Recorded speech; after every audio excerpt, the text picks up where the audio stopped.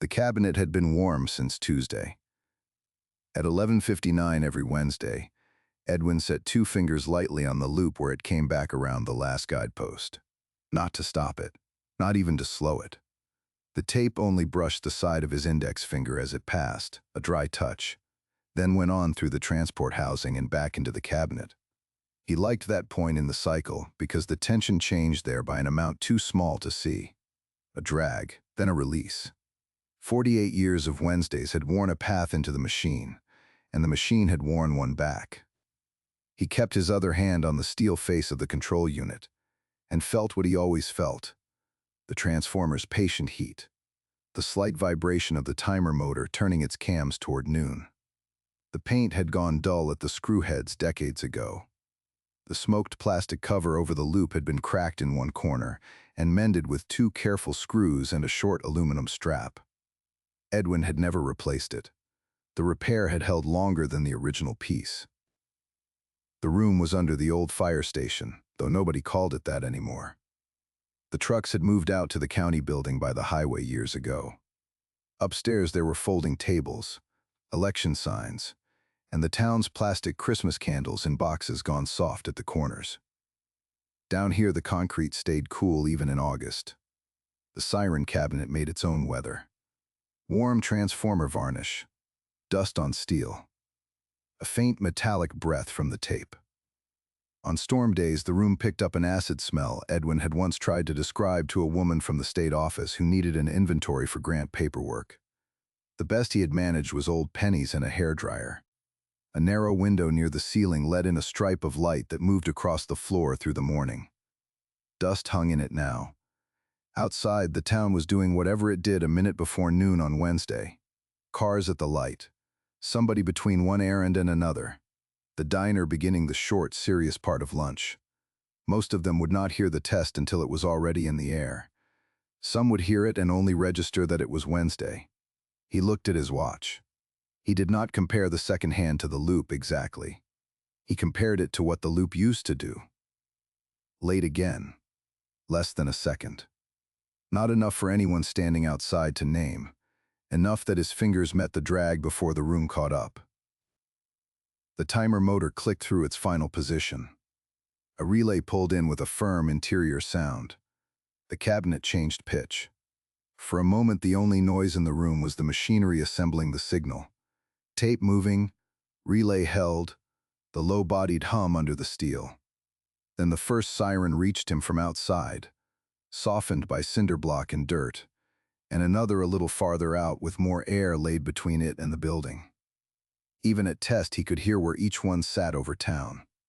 Water tower, high school roof, pole behind the grain elevators. On dry days, the north siren came back lean and hard. In rain, it blurred. The three together made one warning sound, not because they matched perfectly, but because town distance did that work for them. The test ran its minute and let go. The room kept a little of the vibration after the sound was gone. Edwin left his fingers where they were until the loop had made another full pass. Then he closed the cover. The radio on the shelf behind him crackled. "Edwin, you there?" He picked up the handset. "Here." "It's Carla." Weather Service bumped the watch to a warning. Systems moving faster than they thought. Carla Mendez, County Dispatch. She had held the job long enough to stop asking Edwin what the sirens actually did and start trusting that they would do it when she called. "When?" he said. "They're saying 6, maybe earlier." He looked at the cabinet, the amber lamp, the loop going by behind its mended cover. "Can you stay near the unit?" she asked. "Where else would I be?" There was a pause. Through the speaker he could hear another line ringing, somebody in the background asking about road closures, then the brief wash of static that came whenever someone else keyed a mic too close. "How'd the noon test sound?" Carla said. Edwin thought about answering her exactly and did not. "Usual," he said. "Fine," she said, though not because usual sounded fine to her. It meant only that she could put the problem back in its normal drawer and keep the larger one open. Stay on channel. I am. By 1:30, the room smelled different. Not rain exactly. The thinning of air before rain got a body. Edwin opened the cabinet and cleaned the playback head with a swab and alcohol from the kit he kept in the second drawer of the parts cabinet. Brown came off on the cotton. Not much. Enough to justify the gesture. He checked the terminal strip, pressing each connection with the pad of a screwdriver handle. Dust had gathered in the wire numbers until the white tags looked furred. Above him, through the floor, he could hear the afternoon moving around town in pieces. A truck downshifting on Main. Something long and metal dropped once and not again. Then the odd held quiet that came before weather, when each separate sound stood farther from the next. At 2:46, Carla came back on the radio. This time, she did not say his name first. We're triggering. Rotation on the west side and hail reports at the feedlot. Edwin set down the screwdriver. Do it, he said.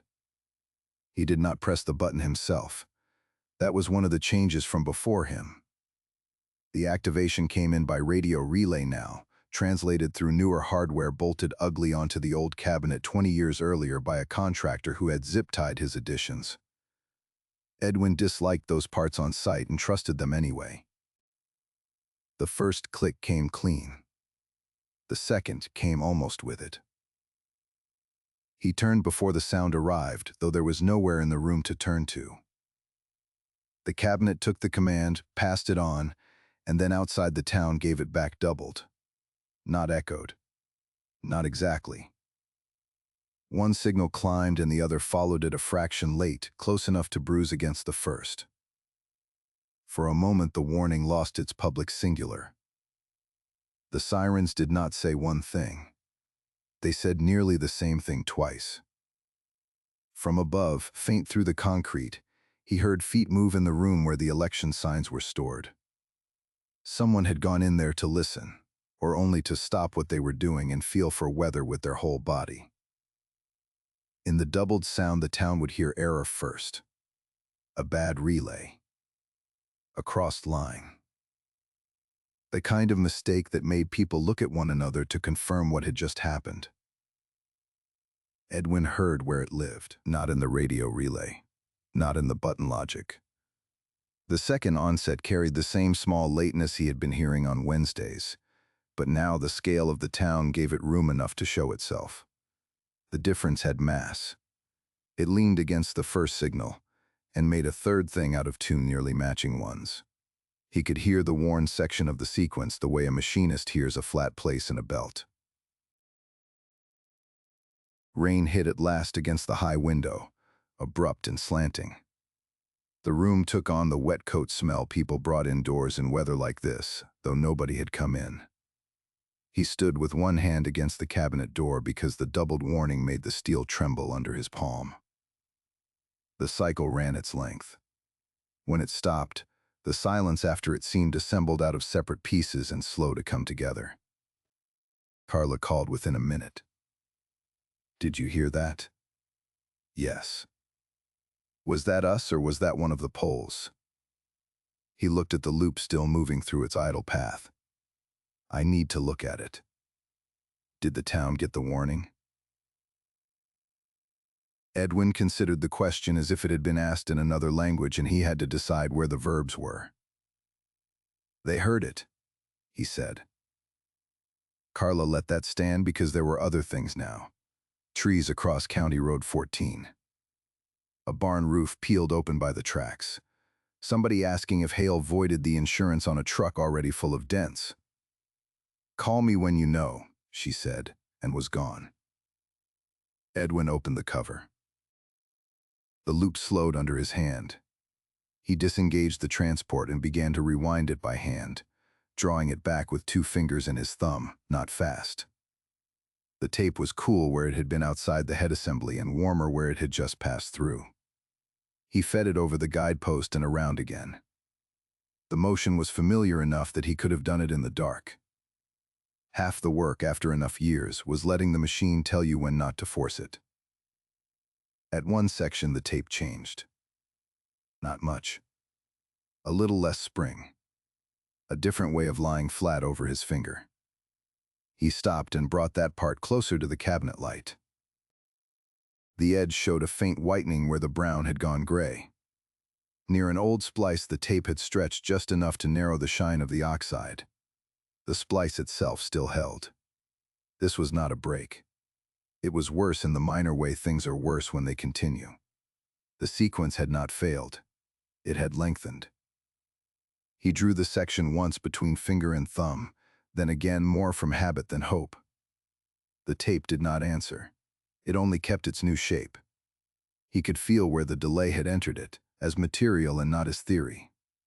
All afternoon the town would go on asking the public version of the question. Did it work? Did it fail? Was it the storm or the system? Edwin understood why those were the useful questions. They were the only ones a town could do anything with. When he had first taken the job, he thought he was keeping the sirens on time. Noon was noon. A signal either arrived where it belonged or it did not. He had not yet learned how much of the work was staying near a thing long enough that its wrongness stopped looking like surprise. Rain ran down the high basement window in bright, separate threads. Upstairs a door opened and shut. The room smelled of wet concrete, dust, and the faint chemical smell of the alcohol he had used on the head an hour before. Edwin set the tape back in its path. Before he closed the cover, he let the loop travel once more under the side of his index finger at the last guidepost. There it was. The small give in the cycle, no longer hidden inside the town-sized sound.